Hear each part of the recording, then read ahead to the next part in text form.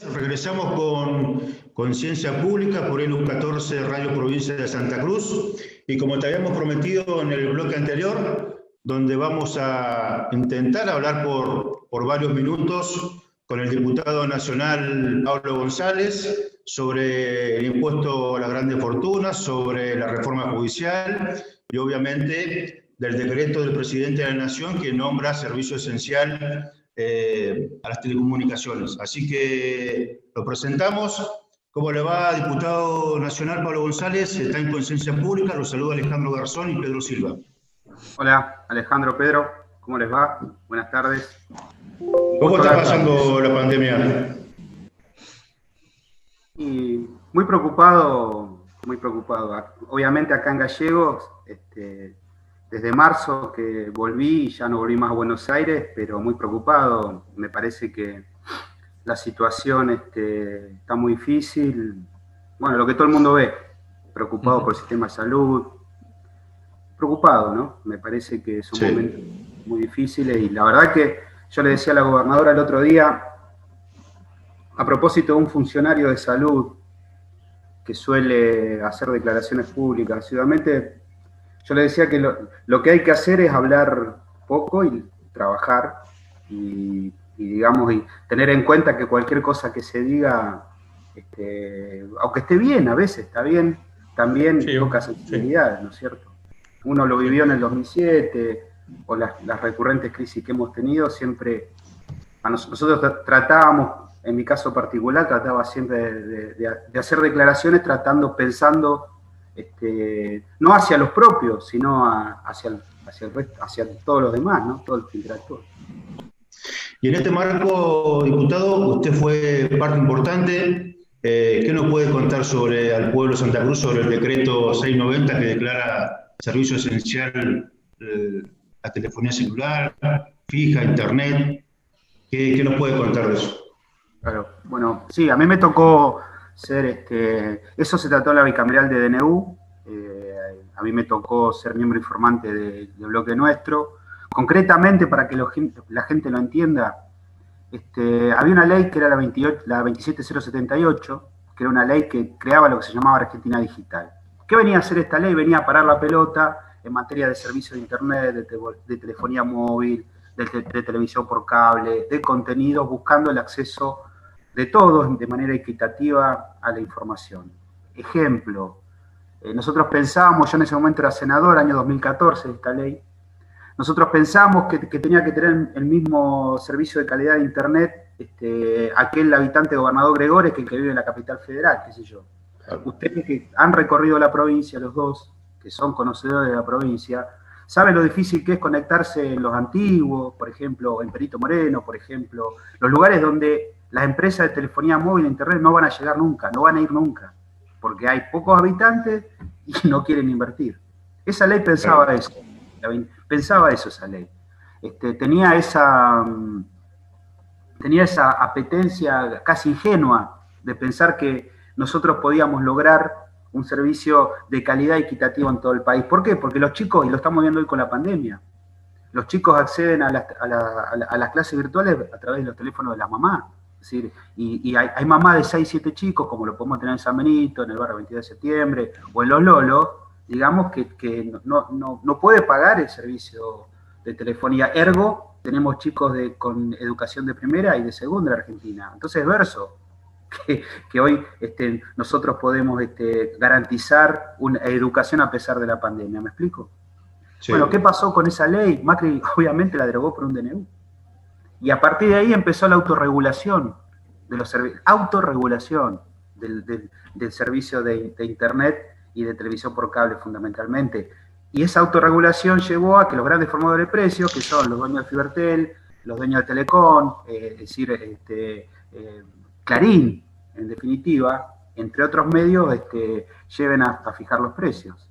Ojo, yo pongo aparte a los servicios de locales, ¿no? A las pymes, a las pequeñas empresas, a las cooperativas. Acá mismo en Río Gallegos hay una empresa, no le voy a hacer propaganda, pero lo voy a decir, hay una empresa que funciona muy bien, que además de eso, ellos solo nos fueron a ofrecer a nosotros servicio de internet para las escuelas, o las comisarías, o en el caso mío el comedor.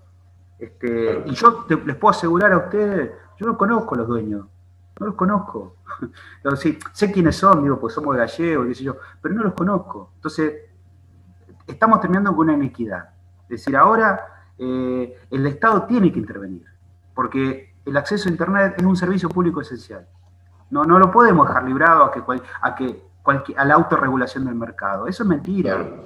No, Ahí tiene que entrar el Estado sí o sí. Pero, y por eso hay tanta resistencia de los medios, digamos, ¿no? Es decir, ¿por qué? Porque no es que no van a poder aumentar. A ver, nosotros no somos locos, porque hay contenidos que son extranjeros y la gente los quiere ver.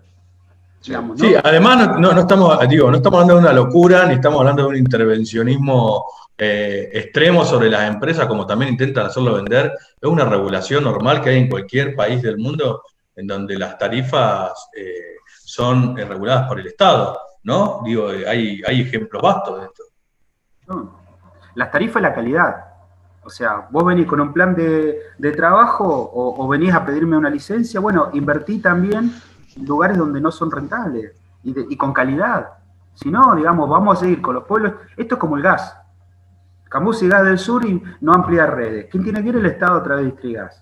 ¿Qué pasa? Camusi en un momento las hacía figurar como inversiones. Digamos, es decir, el privado que tiene un monopolio, invierte solamente donde va a ser rentable. Entonces, ¿cuál es la competencia? A ver, ¿cuál es el libre mercado? Eso no es cierto. Digamos, no existe. Entonces digo, acá hacía falta esto. Porque es más, ¿saben qué?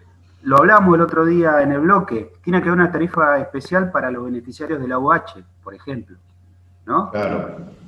Tiene que haber una tarifa especial para trabajadores que tienen un determinado nivel de ingreso. Y eso tiene que ser subsidiado por las empresas de Internet.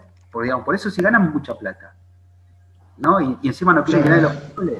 Claro. Es así. Y Pablo, ¿y qué? ¿La oposición en el debate en el Congreso?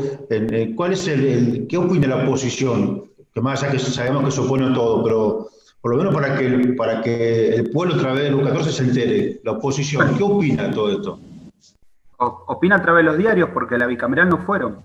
¿Y saben por qué no fueron? ¿Saben por qué no fueron? Porque si iban, tenían que bancar al multimedio, que son los que los han bancado ellos, los siguen bancando todo el tiempo. Si iban y hacían eso, iban a quedar con el 95% de la gente que está a favor de esta medida. Iban a quedar en contra, digamos, se iban a poner... Entonces, ¿qué hicieron? No fueron. Es decir, la excusa era que nosotros, fíjense, la excusa era que nosotros no renovamos el protocolo de funcionamiento de la Cámara. En realidad, la ley 26.122, que regula los decretos de necesidad de urgencia, dice que la única bicameral que se constituye cuando el Congreso está en receso es esta. Por ahí, digamos, obviamente, porque es de emergencia. Entonces no había razón para que no vaya. Bueno, son las excusas. Y hoy está el ataque de los medios diciendo que Finlandia, que qué sé yo, que no están así, que Estados Unidos. Ayer había una editorial en Clarín que relacionaba este tema con la renegociación de la deuda externa, con el Fondo Monetario Internacional. Y decía que ahora Trump no iba a bancar, como si alguna vez no hubiera bancado, digamos, y si nos bancó durante la época de Macri, así quedamos, digamos, iba a ser malo para negociar con el Fondo Monetario Internacional. Digamos, es terrible. Está quedando claro también que está desapareciendo o que no tienen discurso, digamos, de alguna manera, y esto está desesperando a ciertos sectores. Y ha pasado esta semana, y ahí va la pregunta del clima político nacional, ¿cómo lo analizás vos? Respecto a las provocaciones, bueno, contra la expresidenta, también esto de Duhalde, que me parece que tampoco es, digamos, inofensivo. ¿Cómo ves vos el clima político? Porque se está hablando, bueno, de una bolsonarización de la derecha, de alguna manera, ¿no? De la derecha argentina. Estamos yendo hacia ese extremo con algunos sectores en donde, digamos, no se ve un gris que se oponga al gobierno, digamos. Si se opone con todo. Y ha quedado demostrado en las marchas, también estas movilizaciones. Ya, nosotros podemos funcionar a través de, como estamos hablando nosotros ahora. Tenemos que hacerlo. Tenemos que generar el debate político. Y ellos están, creo yo, se están radicalizando corriéndose a la derecha y dejando de lado a un centrismo que era bastante piola, que era el a ver, digamos, que eran bloques federales que nos criticaban a nosotros, criticaban a ellos, cuando pensaban que nosotros teníamos razón nos votaban, si no, digamos, y se están corriendo todas las derechas, y digamos, mientras la oposición sea Patricia Bullrich, mientras la oposición sea el domador digamos, de reposeras que de la Costa Azul hace un Zoom y le dice a los legisladores que no se puede sesionar por los medios electrónicos por los cuales está bajando línea, digamos, ¿no? Es decir, mientras ese sea el pensamiento, bueno, es esto, son DNU de Macri que buscaban que el mercado se autorregule. Nosotros sabemos que el mercado no se puede autorregular. Sí, nosotros tenemos que crear condiciones para que el mercado pueda funcionar. A ver, no somos necios, ¿no? Es decir, claro, tiene que haber, más vale que tiene que haber empresas digamos, que creen empleo, etcétera, pero no podés dejar librado al arbitrio de ellos. Y la línea de ellos es esa, digamos, cada vez más agresivo. Los portavoces de ellos son tipos como Fernando Iglesias, digamos, que se meten en nuestra reunión de comisión a armar quilombo, digamos, ¿no? Sí. Que desordena, que te crea, que se creen que están en la televisión, digamos, y así no se puede trabajar. O sea, todo el tiempo haciendo show, digamos, todo el tiempo. Nosotros el otro día le decíamos, yo que, digamos, le decía, me parece que está viendo un programa de televisión, nosotros estamos tratando de laburar. Porque además, digamos, la gente está esperando otra, a ver, no quiere esas pavadas, la gente está, ellos no entienden, ellos viven en Capital Federal y creen que el mundo está ahí. La verdad es que el país está mal, digamos, ¿no? Si todos tenemos algún pariente, algún amigo con coronavirus, o sin laburo, o uno que de vez en cuando camina un poco, va a los barrios, ¿no? Digamos, o va a un centro de salud, y ve las que yo, digamos, nosotros, viste, la gente nos pide comida en algún punto. Ustedes saben esto, lo hemos hablado fuera y ese no es el país que vive Fernando Iglesias, digamos, por tirar un nombre, ¿no es cierto? Tampoco digo que seamos perfectos ni nada, tenemos 1000 errores, pero uno ve la realidad de otra forma. Yo sí creo que es bueno este DNU que desregula internet y cable, para hablar, no sé, porque sí, porque va a ser más barato, porque la gente tenga internet, digamos, o los chicos puedan ver cable, porque es el acceso al internet. Hoy internet es un derecho humano. Es un derecho humano, digamos, lo ha dicho la ONU. ¿Por qué? Porque el pibe que tiene internet, digamos, accede a un mundo de información que el que no la tiene, no, digamos, miren qué claro, qué fácil que es, ¿no? Y el pobre va a tener menos banda ancha, va a tener menos posibilidades. Le estoy hablando de una madre que a mí me decía que tenía que elegir qué chico con el teléfono. Y a partir de ahí, ¿qué hicimos? Hablé con la presidenta del Consejo de Educación y llevamos una mesa de trabajo ahí al centro de atención y donde le damos fotocopia de los libros. Pero digo, pasa en todo el país. Todo el país. La otra punta, creo, que también generó un desánimo en los medios concentrados en el poder real, que todavía tiene mucha injerencia dentro de la opinión pública y dentro de la política argentina, fue la reforma judicial, ¿no? La reforma judicial tuvo, que si bien tampoco, como dijo Cristina, no es la reforma, pero es un buen primer paso para empezar a discutir, por lo menos Comodoro Pi, por lo menos el tema de la federalización de los juzgados y los sorteos, ¿no? Acá, además de eso, recién hablaba con un colega de ustedes sobre Santa Cruz. Fíjense lo que pasa en Santa Cruz. Nosotros tenemos multifueros, es decir, los jueces federales atienden la cuestión fiscal de la FIP, impuestos, temas previsionales, temas de droga, de trata de personas, etcétera, etcétera, etcétera. No es solo lo penal. Que la gente entienda que no es solo lo penal. Solo lo penal es Capital Federal. Solo lo penal. El resto es gente que tiene problemas que no puede acceder a la justicia. Entonces, un vecino de Tres Lagos, si tiene una ejecución fiscal de la FIP, tiene que venir acá a Gallego, y si pierde, tiene que irse a Comodoro Rivadavia. A Comodoro Rivadavia. Moraleja, el que no tiene plata no accede a la justicia. El que no tiene plata no accede a la justicia. ¿Qué hicimos? Entonces nosotros dijimos, bueno, Vamos a poner un juzgado en Río Turbio. ¿Por qué Río Turbio? ¿Por qué Río Turbio? Por ICRT, ¿cuántos amparos hubieron? Ustedes saben, lo conocen mejor que yo el tema. Por ICRT, porque está Gendarmería, porque está un paso de integración. ¿Por qué? Porque ayuda a crecer. Un juzgado federal en Perito Moreno, ¿por qué? Porque tiene el aeropuerto, porque tiene el Parque Nacional Patagonia, porque tiene una frontera al lado, pero no por un tema de cantidad de causas, sino de acceso a la justicia. Es decir, buscar tener 4 polos donde la gente pueda acceder a la justicia, pueda acceder, si vos tenés un problema, te tenés que ir a Comodoro, ¿me escuchan? A Comodoro. ¿Por qué nosotros tenemos que ir a Comodoro Rivadavia? ¿Por qué un vecino de Tolwyn tiene que ir a Comodoro Rivadavia? O de Ushuaia tiene... Bueno, esta es la justicia que teníamos. ¿Por qué? Porque una justicia concentrada, que digamos todos sabemos quién es Ercolini, quién es Irursun, digamos, el más o menos informado, los ve con cara de preocupado entrando con carpeta Comodoro Pi, y acá había una justicia federal que era un brazo político ejecutor del poder de turno, o de la Corte Suprema de Justicia de la Nación. ¿Por qué son stars de televisión estos tipos, digamos, que deciden tu vida, tu patrimonio, tu libertad, te ponen un casco, un chaleco, digamos, es decir, ¿qué se logró con esta reforma? ¿Se está logrando, si tenemos la media sesión de diputados? Bueno, atomizar ese poder de capital federal. Atomizar ese poder de capital federal. Y darle a la capital federal los juzgados, porque los pagamos nosotros. Los juzgados ordinarios de capital federal los pagamos nosotros, ¿eh? No, digamos, con el presupuesto nuestro se paga de todas las provincias. Y en el caso del interior, eso. Tener más juzgados más cerca de la gente. No, ¿por qué?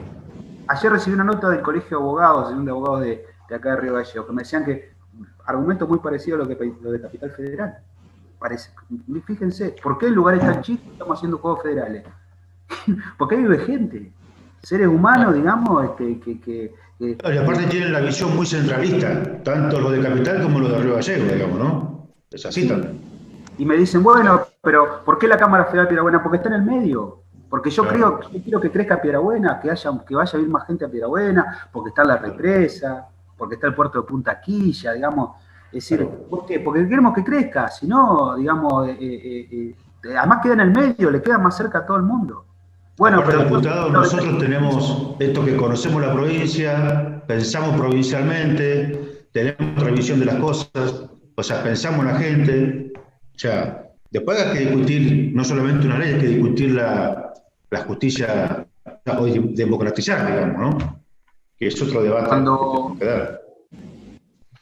Cuando nosotros propusimos que a los consejeros de magistratura nacionales lo elija la gente, la Corte lo declaró inconstitucional. Claro. Entonces, digamos, ¿quiénes pueden estar en el Consejo de la Magistratura? Solamente los abogados. ¿Por qué? Si hay juicio por jurados en algunos lugares de la Argentina, entonces vos podés ser juicio por jurado, podés condenar a una persona, pero no podés elegir un juez.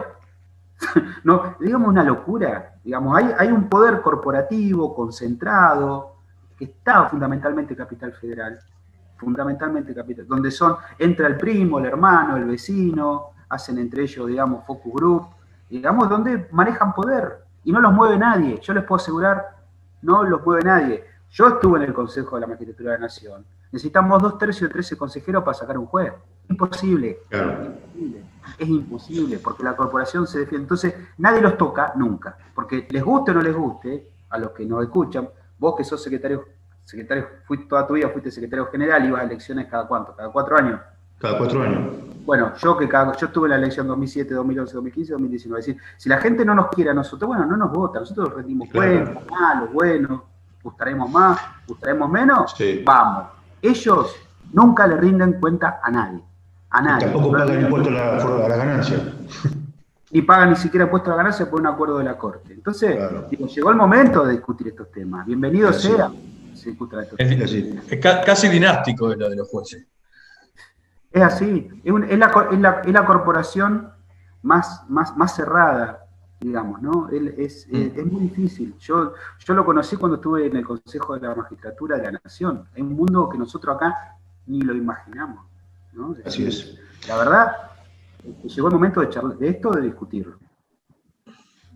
¿Vale? Bueno, diputado, estamos ya a punto de terminar nuestra primera hora. Tenemos una mesa de debate muy importante Ahora vienen compañeros de empresas del Estado que resistieron la época de Macri, pero que, bueno, tienen propuestas para salir adelante porque entendemos que son las empresas del pueblo. Así que le agradecemos, seguramente lo vamos a estar convocando para otros sábados, queda claro que 20 minutos no alcanzan para charlar con usted, o sea, hay muchos temas para debatir. Así que le agradecemos que haya estado por Conciencia Pública, por nuestra radio pública, Luz 14, así que, bueno, lo estaremos convocando nuevamente y nuevamente muchas gracias por estar en Luz 14. Bueno, gracias Peter, Alejandro, un gusto hablar con ustedes.